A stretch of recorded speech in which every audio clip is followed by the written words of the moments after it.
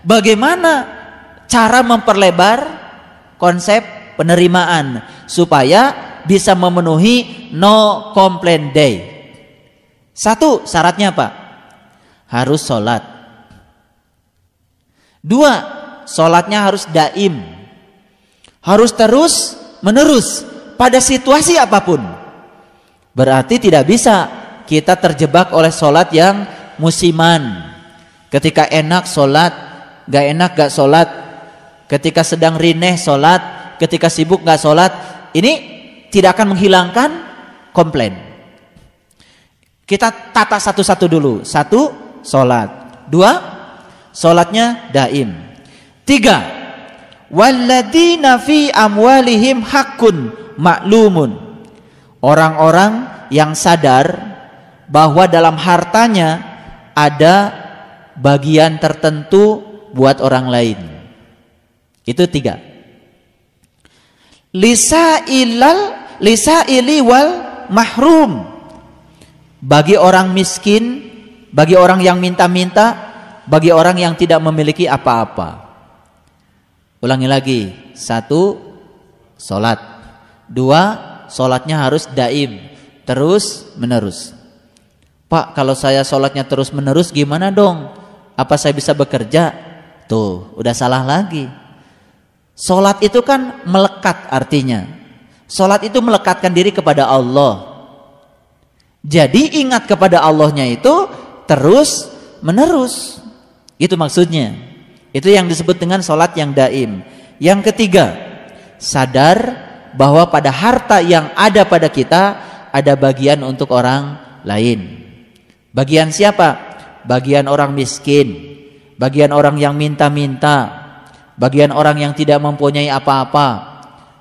Yang keempat, mempercayai hari pembalasan. Pembalasan itu baik apa buruk? Baik apa buruk? Ya, pembalasan itu bisa baik, bisa buruk. Kan sudah dibahas di surat yang ke-99, ya kan? Semua yang baik akan dibalas dengan kebaikan. Semua yang buruk akan dibalas dengan keburukan. Kalau kita sadar dengan hari pembalasan, pasti kita akan melakukan yang baik-baik saja, karena pembalasannya pasti baik. Kan kita tidak mungkin ada yang menghendaki pembalasan yang buruk. Betul nggak? Pembalasan yang buruk pasti dari tindakan yang buruk. Pembalasan yang baik dari tindakan yang baik. Itu yang keberapa? Yang keempat. Yang kelima, takut akan azab Tuhan. Yang keenam, orang yang memelihara kehormatannya, ya. Jadi kehormatan. Li furujihim hafidun. Yang ketujuh, orang yang memelihara amanah-amanahnya. Walladzina hum li amanatihim wa ahdihim raun. Yang kedelapan, walladzina hum bi syahadatihim qaimun. Orang yang memberikan kesaksiannya. Ini harus dibahas satu-satu. Yang kesembilan, walladzina hum ala salatihim yuhafidun. Orang yang memelihara salatnya. Jadi bukan sekadar mendirikan salat, bukan mengerjakan salat terus-menerus, tapi memelihara salatnya. Jadi ada berapa? Ada 9. Memang syaratnya 9. Jadi kalau yang 9 ini kita pahami semuanya dan kita amalkan semuanya, ternyata kita akan mendapatkan kemampuan untuk melebarkan konsep penerimaan. Lalu kita akan memasuki no complaint day. Sekarang saya mau kasih tahu. Perhatikan saya. Kalau orang komplain, biasanya energinya positif atau negatif? Negatif. Bahwa energi negatif itu menular, Percaya? Percaya ya? Jadi ngajinya hari ini adalah no complain day. Tidak ada lagi komplain setelah hari ini. Dan untuk membangun itu semua ternyata tidak sesederhana itu. Tidak, saya hari ini tidak akan komplain. Ternyata ada 9. Ada 9, ya. Jadi yang pertama tadi apa? Ya, sholat. Sebelum saya lanjutkan ke sini, saya mau tanya dulu. Apakah kita masih punya sifat yang digambarkan di ayat 19, 20, 21? Masih suka komplain, berkeluh kesah, betul? Apabila ditimpa yang gak enak, suka protes. Kalau ditimpa yang enak, ngahep-hep. Masih? Berarti kalau masih, perlu dibahas yang 9 ini. Karena yang 9 ini akan membebaskan kita. Gitu. Jadi sebetulnya intinya adalah konsep penerimaan. Konsep penerimaan. Seberat apapun masalah kita, kalau kita memulai dengan menerima dulu, makanya jalan untuk memperbaikinya lebih mudah ketimbang kita tidak menerimanya. Ada sebuah perusahaan bis. Bisnya bis lama. Remnya sudah pada blong, catnya sudah pada melotok, AC-nya udah pada mati. Ada yang penasaran, melakukan penelitian. Yang diwawancarai itu hanya 2 orang supir di perusahaan yang sama.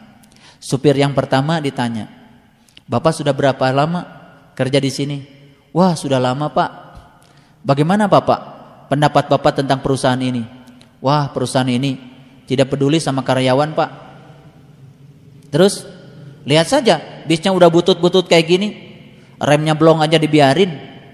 Terus apa lagi? AC mati aja, Pak, dibiarkan." Terus saja dia ngoceh. Tidak ada satu kata pun yang baik.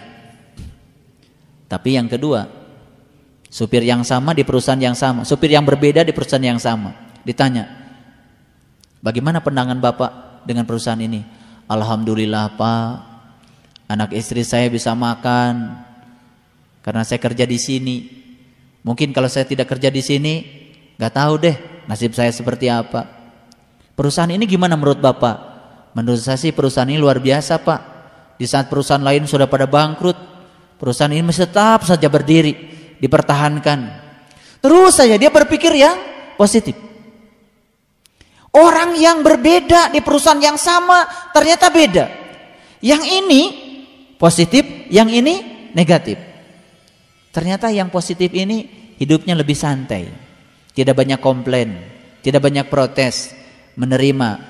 Tapi menerima bukan berarti kita berserah kepada kenyataan. Tidak. Menerima dulu yang paling utama, setelah itu baru memperbaiki. Jalan untuk memperbaiki jauh lebih mudah kalau kita memulai dengan konsep penerimaan.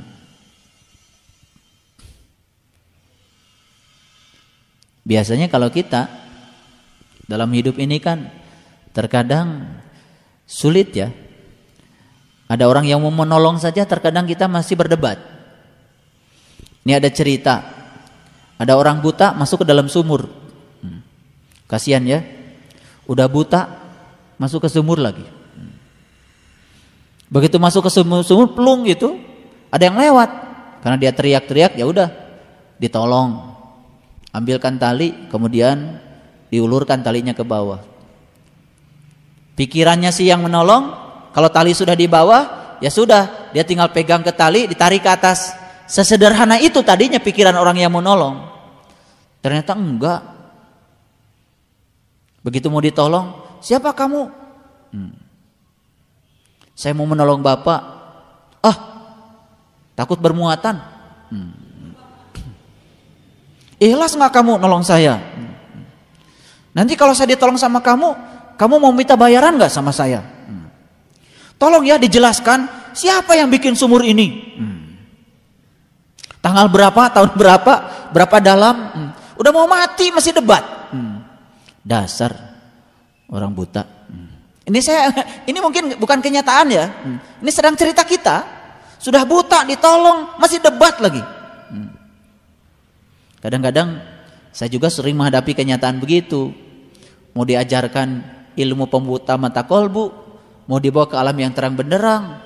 Tapi aduh susahnya setengah mati. Tapi saya cuma punya prinsip gini. Saya jadi matahari saja. Matahari juga terus memberi, tidak pernah mengeluh. Makanya kenapa semua tanaman menuju matahari? Cuman satu alasan. Karena matahari kalau memberi gak pernah mengeluh. Melayani terus. Nih saya kasih tahu untuk yang muda-muda, yang cari uangnya masih susah. Selama kita berorientasi mencari uang, pasti kita akan melakukan tindakan bagaimanapun untuk memenuhi agar kita mendapatkan uang. Sekarang lupakan uang. Peribahasa yang mengatakan waktu adalah uang menurut saya harus ditiadakan. Capek kita. Dirubah sekarang. Saya ingin memberikan pelayanan yang terbaik. Saya ingin bermanfaat bagi banyak orang. Itu saja dilakukan. Insya Allah kita akan dikejar uang. Jadi tidak usah mengejar uang. Lakukan pelayanan yang terbaik, pasti semua akan berpusat pada kita. Sekarang sekali lagi, tanaman apa di bumi yang tidak menghadap matahari? Gak ada. Semua menghadap dia. Kenapa semua menghadap dia? Kenapa semua menyenangkan dia? Cuman satu alasan. Karena dia memberi dan terus memberi. Ternyata hukum memberi pasti menerima. Karena matahari memberi tanpa minta balasan, memberi tanpa keinginan, memberi dan terus memberi tanpa pilih kasih, maka semua pohon menghadap dia. Saya ingin kasih tahu, kalau kita membuat pelayanan pada siapapun, semua orang pasti akan menghadap kita. Semua rezeki akan berpihak pada kita. Semua kebaikan akan menuju kita. Rumusnya cuma satu. Ini harus dibaca berulang-ulang setiap hari. Ini doanya dari saya. Di mana hati berada, di situ harta terletak. Ulangi lagi. Di mana hati berada, di situ harta terletak. Ngerti maksud saya? Saya tidak berbicara harta dunia saja. Berbicara dua-duanya. Harta jasmani, harta ruhani. Dan ternyata harta bergantung pada kehadiran hati. Ini saya kasih tahu. Ada yang tanya sama saya, Bapak, kok Bapak baru saja dari sini, ke sini, ke sini, ke sini, ke sini, kok nggak ada lelahnya? Saya bilang, sebetulnya saya kelihatan oleh kamu bekerja. Saya tuh sebenarnya nggak bekerja. Kenapa? Karena saya melakukannya senang. Ketika kita melakukan pekerjaan dengan senang, sebetulnya kita sudah berhenti bekerja. Sekali lagi, ini rumus yang luar biasa. Luar biasa. Silahkan dibuktikan rumus ini, formula ini luar biasa. Ulangi, di mana hati berada, di situ harta terletak. Sekarang gini, dokter melayani pasien pakai hati, bukan pakai tarif, pakai hati. Percaya nggak? Dokter itu bisa mendapatkan uang melampaui tarifnya. Percaya sama saya? Saya ngasih pelatihan pakai hati, nggak pakai tarif. Ternyata saya mendapatkan balasan jauh melampaui tarif. Saya melakukan kebaikan pada siapapun pakai hati, memberi pakai hati. Ternyata saya mendapatkan balasan jauh melampaui yang saya pikirkan. Jadi semua satu. Di mana hati berada, di situ harta terletak. Jadi kalau ingin kaya, gampang. Hadirkan hati. Melakukannya harus senang. Makanya saya bilang tadi, tidak semua orang sibuk sukses. Dan tidak semua orang yang tidak sibuk tidak sukses. Saya akan menggunakan sukses dalam dua terminologi. Ada sukses menurut ukuran umum, ada sukses menurut ukuran pribadi. Dan itu berbeda. Kalau ukuran umum, dia sibuk, mobilnya banyak, rumahnya banyak, depositonya banyak. Ukuran umum, sukses. Padahal kalau ditanya dia, setelah itu pengen apa lagi? Pengen tambah banyak lagi. Dan mungkin dia merasa belum sukses. Beda ukuran pribadi dengan ukuran umum. Ukuran pribadi itu ternyata sangat unik. Saya menilai kesuksesan bukan dari sisi itu. Saya melihat dari sisi hasilnya. Kenapa? Ketika saya melakukan suatu tindakan tertentu, berdampak apa? Dampak tidak selalu uang. Makanya sekarang berhenti, dan jika perlu coret kata-kata waktu adalah uang. Ganti, waktu adalah pelayanan. Ganti. Lebih dahsyat, waktu adalah pelayanan. Sekarang berusahalah untuk melayani siapapun. Berusahalah untuk membaikan siapapun. Berusaha untuk menolong siapapun. Percaya sama saya, tidak usah memikirkan apa yang kita dapat. Semesta akan membalikan semuanya pada kita. Dan itu sudah terbukti luar biasa. Jadi sekarang berhenti mencari uang, tetapi memberikan pelayanan terbaik. Pasti kita akan dikejar oleh uang. Dan pelayanan adanya di mana? Di hati. Saya kasih tahu. Pernah nggak ngasih tukang parkir besar? Pernah?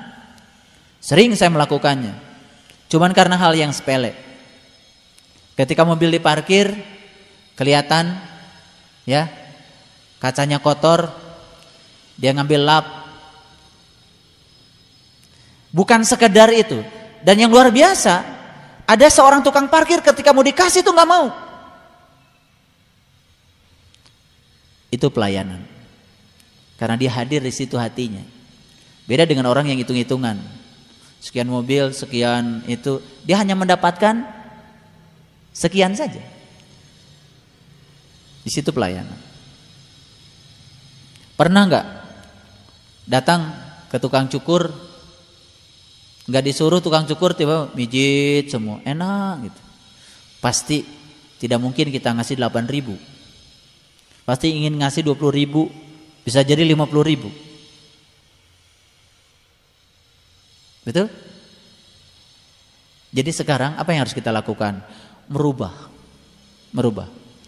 Jadi keyakinan yang salah di masa lalu, rubah. Keyakinan yang salah, yang tidak produktif, yang telah membelenggu kita, hancurkan. Dan itu akan memperlebar konsep penerimaan. Masih ingat cerita saya tentang gajah di India? Kalau mungkin pergi ke India aneh. Karena apa? Gajah yang gede-gede, talinya kecil-kecil, dan diikat di pohon yang kecil. Tapi gajah yang kecil-kecil, talinya gede-gede, rantainya besar-besar, dan diikatkan di pohon yang besar. Mungkin kalau orang yang baru datang ke situ protes, nih kalian ini nggak ada kerjaan. Yang kecil diikatnya dengan rantai yang besar. Gajah yang besar diikat dengan tali yang kecil, tapi tidak pernah kabur. Ternyata resepnya cuma satu. Gajah yang besar waktu kecil di rantai besar, dan dia pernah mau kabur berkali-kali, gak sukses. Lalu terbentuk di sini keyakinan di dalam pikiran gajah. Kalau di kaki aku ada tali, jangan berpikir kabur, karena pasti tidak akan bisa lepas. Jadi ada keyakinan yang membelenggu dia, yang dibangun oleh kebiasaan, dan itu membelenggu pikiran. Jadi yang namanya kuburan di Quran bukan sekedar fisik. Keluar dari kuburan yang fisik ini mudah sekali, tapi keluar dari belenggu yang non fisik, yaitu belenggu pikiran. Ternyata itu yang telah menawan banyak orang di kehidupan masa lalunya, lalu dia sulit untuk berubah. Rezekinya gitu saja, Cara berpikirnya gitu saja. Cara bergaulnya begitu saja. Cara merespon masalah gitu-gitu saja. Tidak ada yang berubah. Kenapa? Ada keyakinan yang salah yang membelenggu. Tapi kita tidak pernah periksa itu. Jadi kenapa si gajah yang besar tadi tidak kabur, berputar-putar saja di pohon yang kecil? Karena dia sudah berhasil dibelenggu. Dan waktu kecil dia tetap saja di rantai yang besar. Pernah merontak mau kabur. Dan ternyata cuman menempelkan tali di kaki, si gajah sudah mengatakan pada dirinya, aku tidak mungkin bisa lepas dari sini. Jadi kalau manusia dibelenggu oleh kebiasaan-kebiasaan yang diyakini padahal itu salah, apa bedanya dia dengan gajah? Cuma gede badannya doang. Makanya gajah, lihat, gajah itu badannya gede tapi matanya sipit. Karena gajah itu memang lambang dari orang yang sedang dikendalikan oleh keinginan. Makanya ada Quran surat gajah, surat Al-Fil. Dan tentara gajah ini itu yang mau menghancurkan Ka'bah. Ngerti maksudnya? Kasihan deh lo. Kagak ngerti dari dulu. Tentara gajah menghancurkan Ka'bah. Ya Allah. Ka'bah yang itu seandainya ditubruk sama gajah, tembok lagi, gak ada masalah. Tapi Baitullah yang ada bersamamu, yang dikotori setiap saat oleh kotoran-kotoran gajah, itu yang sulit dibersihkan, itu yang sulit dibangun kembali. Dari mana gajah itu muncul? Gajah itu besar tubuhnya, sempit matanya, besar keinginannya, tapi sempit sudut pandangnya. Itulah gajah dalam dimensi yang lain.